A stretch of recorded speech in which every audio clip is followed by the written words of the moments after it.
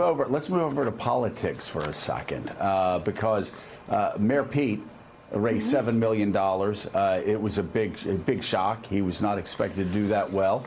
And you also have big news coming out of Kamala Harris's campaign. Yeah, announcing she raised $12 million from 218,000 individual contributors in the first 2 months of her presidential bid. Harris's campaign tells NBC News that the average individual contribution in the first quarter was $55. That's higher than Senator Bernie Sanders' average donation of $20 and former Congressman Beto O'Rourke's average donation of $47.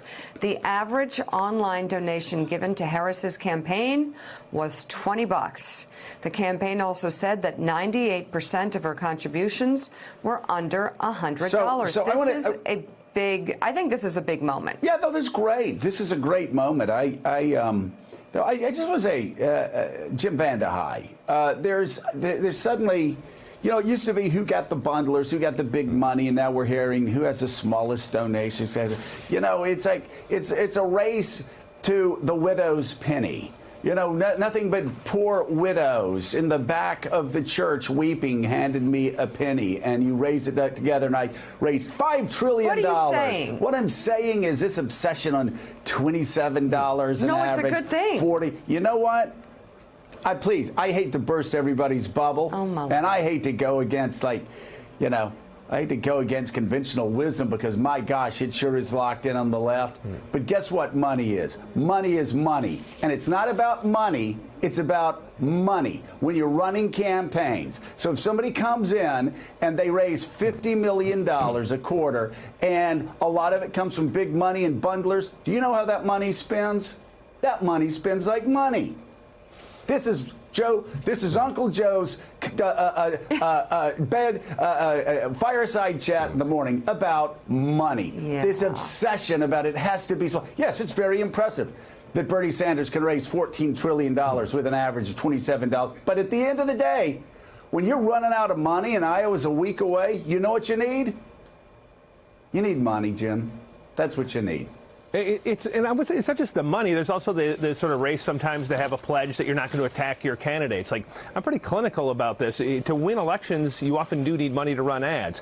To undercut your opponent, you often have to criticize them. And so there's a danger in Democrats doing these pledges that sort of that do a lot for and excite parts of the base early on that could hurt them down the road. That said, Kamala Harris's fundraising total was impressive. You now have several candidates. You have Beto, you have her, you have Bernie Sanders. You have Mayor Pete, all of whom have been very impressive early on in different areas of the Democratic Party. You're likely to have Biden join in soon. He'll instantly, obviously, be at the top of the polls, despite the recent 2 allegations against him and all the coverage of that. Mike Allen's reporting this morning that Mayor Bloomberg is rethinking whether or not he would run, especially if Biden has troubles. He has something that Joe was just talking about at scale, billions, literally has billions of dollars he could allocate to a race if he decided to run. And he's not going to get it in $25 increments. He's going to get it in billion-dollar increments from himself. Yeah. From himself. So hold on this Equal Pay Day, let's talk about money, because it is always about the money. And I try and tell women that every day. But Joe, Kamala Harris making $12 million benchmark here. Average donation of $20 does show that she's hitting a nerve with people.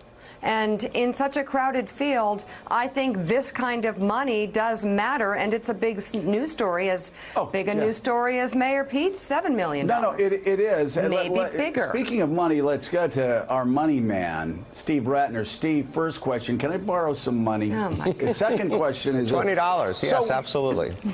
Yeah, so you really don't know. And by the way, I think $12 million for Kamala is great. It's amazing. As the New York Times and others suggested, this means that bigger bundlers still haven't jumped into the fray yet. They're still waiting because Hillary Clinton raised much more. But in this crowded field, $12 million is a great number to put up on the board. Steve Ratner, though, we still don't know, as many reports said last night, how much cash on hand does she have, how much money was spent trying to go out and farm small donations, because a lot, like Ben Carson, for instance, raised all of this money, but a ton of it was spent with direct mail and emails, and you going out basically fishing for these small donations so you could turn around and say, look at all the small donations I got. So we still don't know, but 12 million, Kamala Harris, wouldn't you consider that to be pretty darn impressive? It's pretty darn impressive, Joe. Look, I think there's a few different things going on in this cycle about fundraising. Every cycle is different, and this one will be no exception. First, as you implied, there is going to be some bragging points for if your donation size is small. Oddly enough, smaller is better in this context of showing people you have grassroots support. That said, there will be a role for bundlers, but the candidates are trying to minimize that, again, for fairly similar political reasons. But what's really happening here are candidates are going down the lane or going through the lane that they can get through in terms of where their appeal is. So someone like Mayor Pete, who is not as well known in the donor community, raising a lot of small dollar money. Bernie Sanders, not as appealing to the large donor community, raising all of his money in small dollars. Kamala Harris is being very clever because she is going through both lanes. She's still raising a fair amount of money from the bundlers, but she's also got a great online presence, and so she did raise $12 million. And if you go through all of her math, you'll see that that you can divide it between the online folks and the so-called offline folks. But the guy who I think is going to really surprise us is Bernie Sanders, because he hasn't put out his number yet. But he did say something yesterday about having raised money from 900,000 contributors at an average contribution of $20. If you do the math on that, that's $18 million. So we may well see him at the top of the pile thoroughly as an online candidate. So there's no question the game has changed this time around. The bundlers are going to be less important. The small donors are going to be more important, but they're both going to be in the mix. So Bernie Sanders, let's just say it right now. Bernie Sanders remains, incredibly enough, the most underrated and underreported candidate in the race. You're like, oh, how could that be? I mean, he's second People at don't every take him poll. seriously. People aren't talking about him as much. You know, there's a flash over here that everybody follows, a flash over there that everybody follows. Bernie Sanders, I will say it again, Bernie Sanders is the most underestimated, underreported candidate in this race. And I think Steve is right when he releases his list of contributions. There are going to be a lot of people that are going to be shocked that shouldn't be shocked, because Bernie's been there all along. So as for another 2020 potential, it's only Tuesday. But South Bend Mayor and 2020 candidate Pete Buttigieg has already had a very busy week. Yesterday, before 9 a.m., he officiated a wedding just minutes before the couple rushed to the hospital for a C-section. According to the mayor's Facebook post, the couple was hoping to get married before the baby was delivered, and they wanted Buttigieg to do the honors, so they showed up at his office. And he wasn't expecting anybody, didn't have that appointment. He had something else, and these people show up, and he gets everyone on his staff to become witnesses, and he marries them. How exciting. Just what a Tuesday.